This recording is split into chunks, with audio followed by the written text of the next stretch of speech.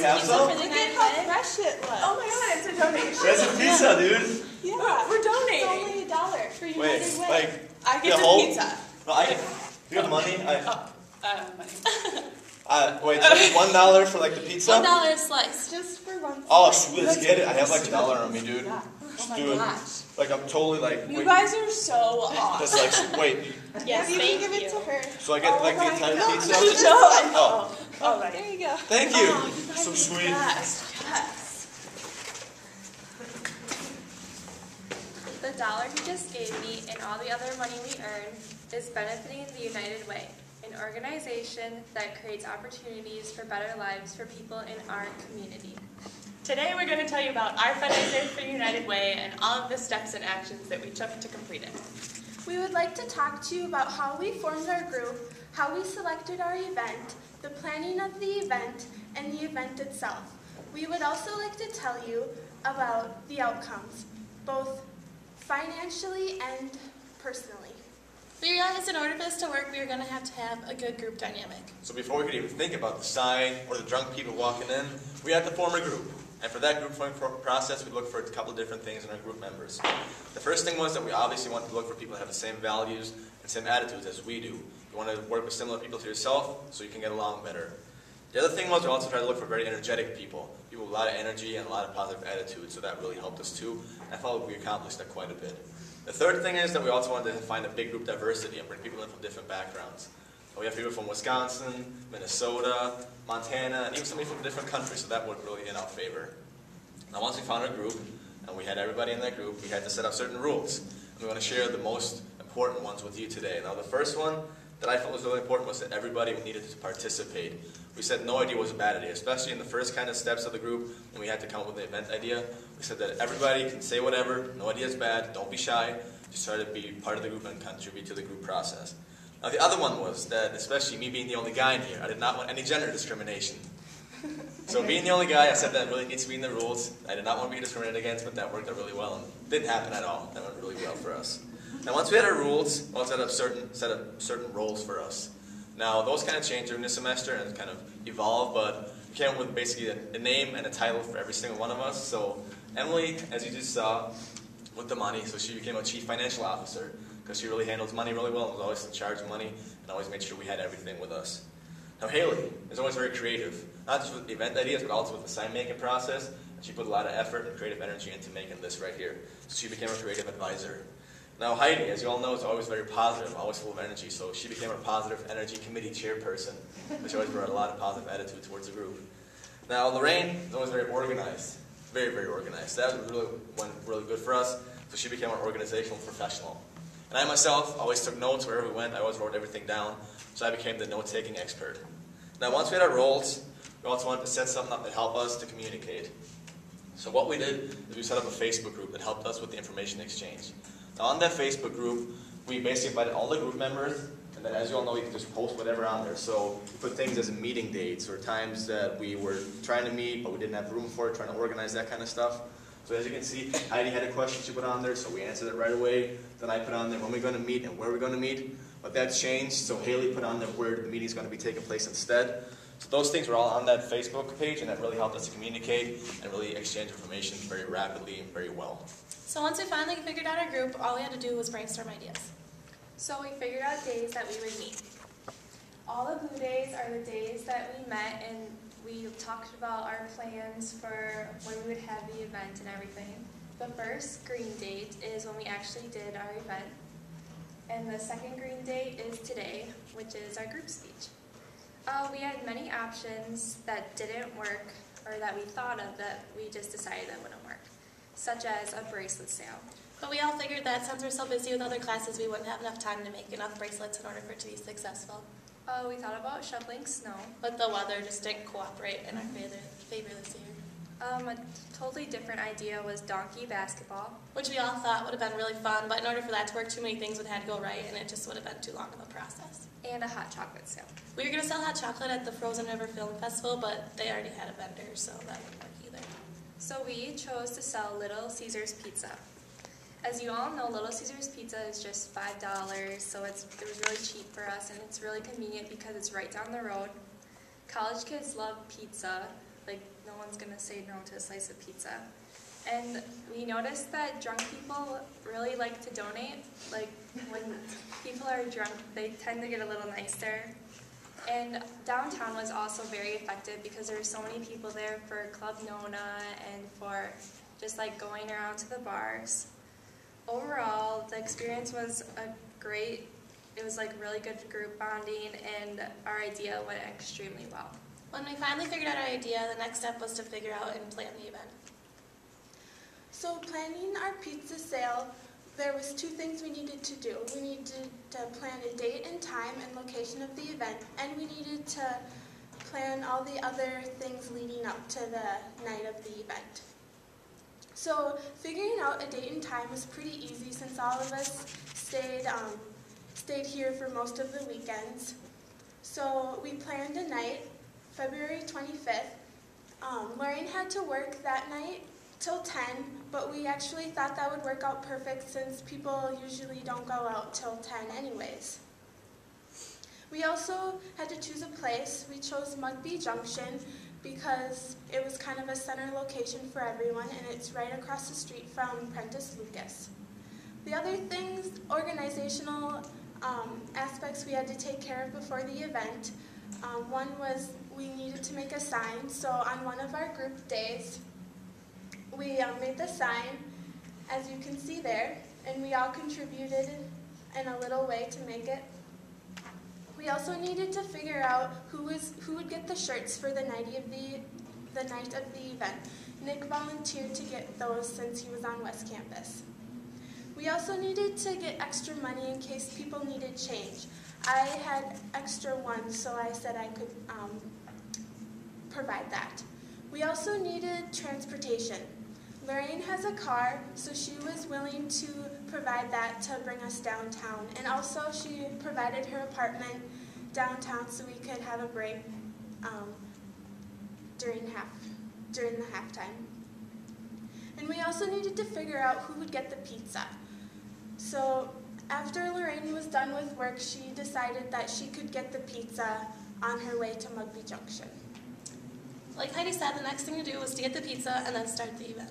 So after I got off work, picked up the pizza, I met everybody down at Mugby Junction. And we thought that this was going to be a really good night to sell. We knew that Club Nona was going on, which costs money, so we thought that everyone would have their wallets. Now they did have wallets, but they only had the $3 that it took to get in. So most of them didn't have money to donate, even though they said they would have.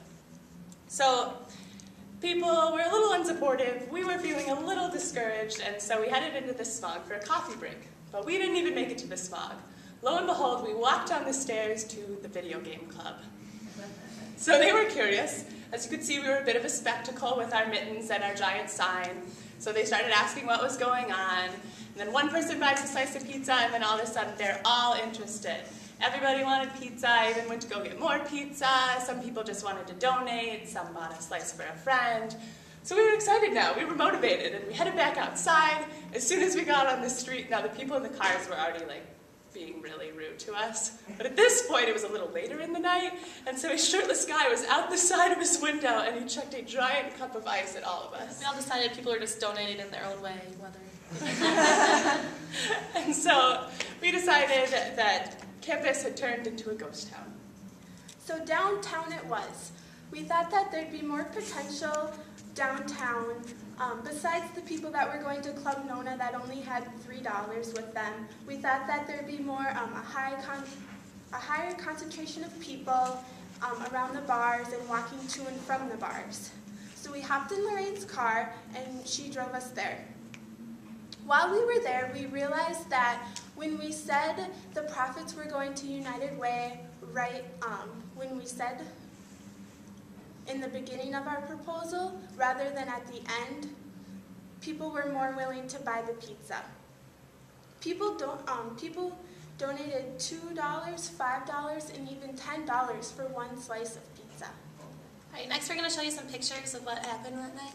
So this is Heidi with the pizza outside Cusco Gardens, ready to go. Nick with our sign. Oh, when we were downtown, we ended up, I guess, that someone didn't really want the pizza, so we found it on the ground. But. And then here's a picture of all of us besides Lorraine, because she's taking the picture just downtown. Now those images probably give you kind of a good idea what was happening that evening. But we also want to share some funny stories with you that happened to us that evening. And we're going to give you an even better idea of what we went through that night, that cold March night. Now, the first thing that happened, we came across a guy who said he had arthritis. For some reason, that's why he couldn't eat pizza. Another guy thought our sign, was a picture of the periodic table. One guy really wanted a slice of pizza but had no money, so he ran up to us and he said, "What if I touch it? Can I get it for free?" And it was all up in our pizza box. One guy thought that Little Caesars threw bleach on their pizza. One guy already was carrying a whole pizza, except he had already eaten one slice, so he bought another from us to make it 8 again. One group that we met across the way thanked us for an awesome service to society, telling us we're frickin' courageous. And I didn't use the word frickin', I used a different F word to describe how awesome we were that evening. Outside one of the buildings, a guy gave us $10 just for 4 pieces of pizza, which was more than what it cost anyways, and he just ended up giving it to people around him. One guy totally felt the guilt of when someone asks you to donate, you really feel obligated to. He said, "You horrible people, just take my money, I don't even want any pizza."